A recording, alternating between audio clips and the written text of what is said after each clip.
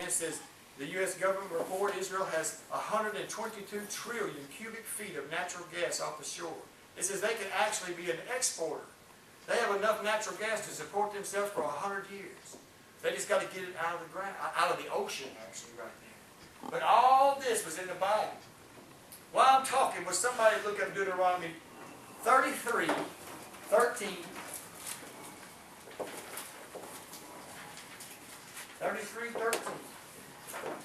It's amazing what the Bible discloses. All the hidden truth.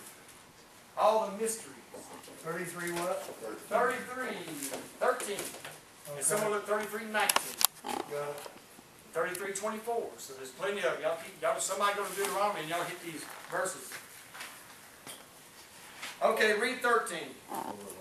And of Joseph he said, Blessed of the Lord be his land, for the precious things of heaven, for the dew, and for the deep that coucheth beneath.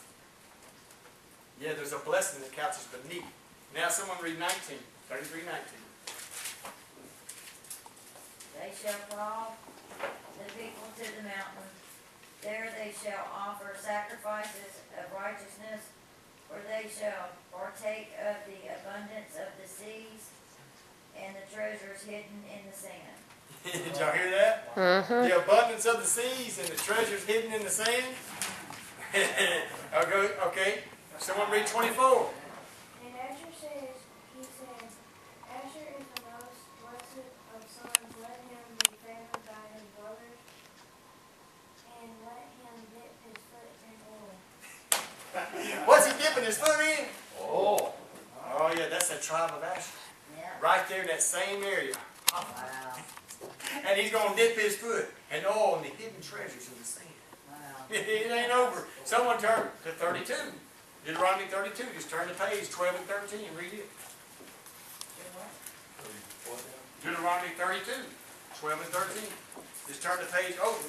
So the Lord alone did lead him, and there was no strange God with him.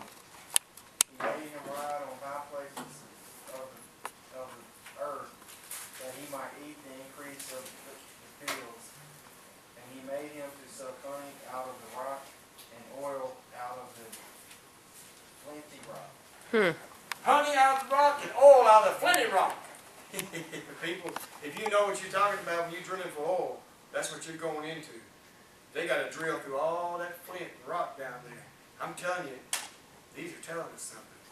Turn with me to Ezekiel 38. Not keeping y'all too long, am I? I know y'all love it. My goodness, Ezekiel what? Ezekiel 38.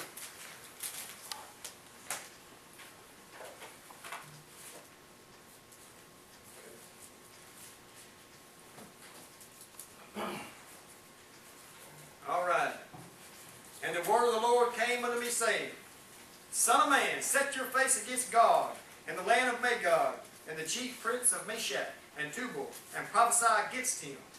And say, Thus saith the Lord God, Behold, I am against you, O God, the chief prince of Meshach and Tubal, and I will turn you back and put hooks into your jaws, and I will bring you forth, and all your army, horses and horsemen, all of them clothed with all sorts of armor, even a great company, with bucklers and shields, all of them handling swords, Persia, Ethiopia, and Libya with them, and all of them with shield and helmet, Gomer, and all his bands, and the house of Termah, and the north quarters, and all his bands, and many people with you.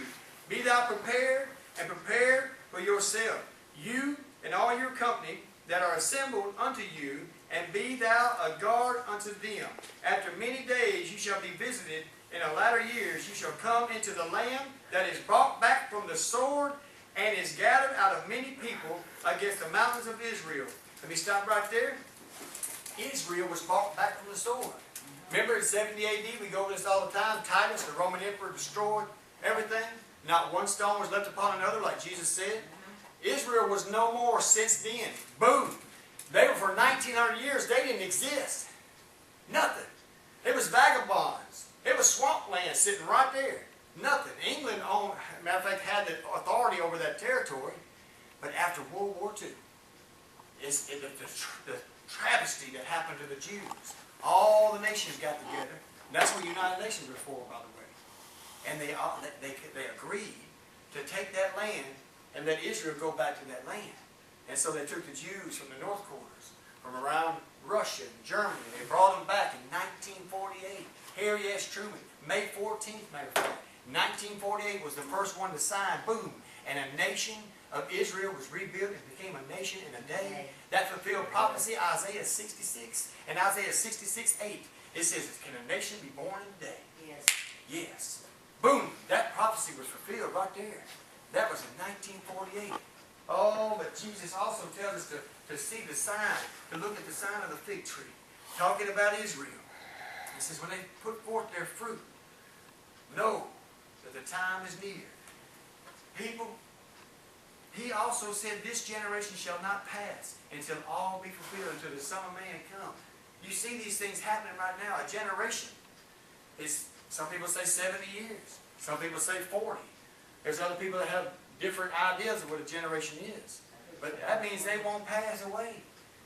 This generation will not pass away. That means in 1948, you should be about 63 years old if you was born in 1948. That means you're still alive. That means you should see the return of the Son of Man. Wow. That's what the Bible is talking about. That's what he's saying. And in 2018, Israel will be 70 years old. Now the Lord does a lot of things in 70s. Yeah. They were destroyed in 70 AD. And now in 2018, they'll be 70 years old. And he said this generation will not pass. Now Moses gave us a generation. And he told us, I think he said 80 years, if I'm not mistaken, as That far was as... ours, No, that was in Genesis. right? I'm thinking of Psalms 90. And Moses is talking about how many years the Lord gives us. 70. That's it, 70. So he gives us 70 and 80 if you're strong, is what it says in Psalms 90. That's what he gives. Guess what? 63. So the 63-year-olds is that generation. My goodness. How close are we, y'all? I'm telling you. I believe we're very close. That's why you see things speeding up. And you also see people very interested right now in oil. Because oil is going up like you would not believe. Look at Wall Street right now. The barrel's flying up. Well, you ain't got to do that. Just go down to Circle K. Look how much gas is. For no reason. Food. The family. They said the food shortage is coming. And it's going to come within, I think, a few months. They said by spring. That means everything is going sky high. So guess what? It's going to put a crunch on everybody. China, Germany, Russia, United States. And this right here is lying underneath Israel. Oh yeah, they're going to want that oil. That's the hook that he's putting in their mouth and he's drawing. That's the bait on that hook. Greed. You know how Russia came back? You know, everybody knew they failed in the early 90s. Everybody, you know, they give Reagan the credit for that.